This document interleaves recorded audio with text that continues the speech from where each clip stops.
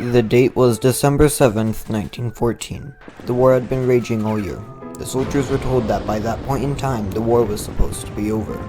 Pope Benedict XIV came out and suggested that the men be rewarded with a temporary break from the war for the holiday season, but no such settlement was ever reached. Nope. Both sides were losing interest in the war, and patrols often ignored watchguards from the other side. You've got mail. British soldiers received gifts from Princess Mary, getting cigarettes, tobacco, and candy. From home they got pudding and more cigarettes. German soldiers received gifts from the Kaiser, getting cigars, pipes, and from home, salami and alcohol. Feeling good about their victories, the Germans set out Christmas trees on the trenches.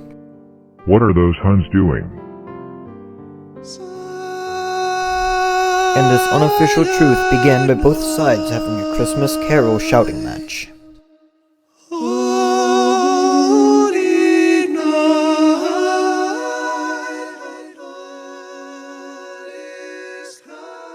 Do you think that it's a trap? We have to drown them out with our own songs.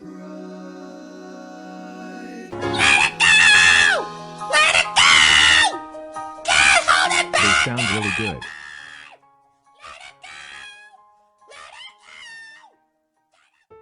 Hey bro, want to play? We're not so different after all.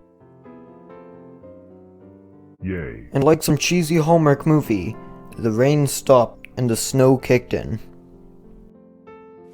Nobody knows who, but one side just produced a football.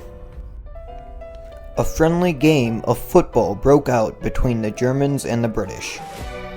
But as it turned out, the Germans were actually really good at football. They actually still are. They won 3-2.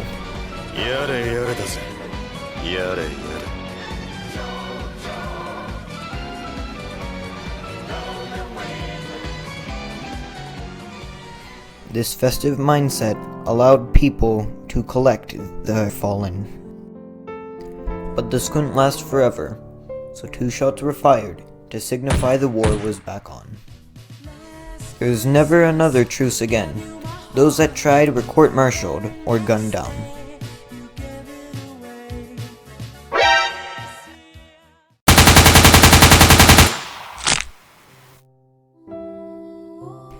But the Christmas truce had shown that even in times of war, we still hadn't let go of our humanity.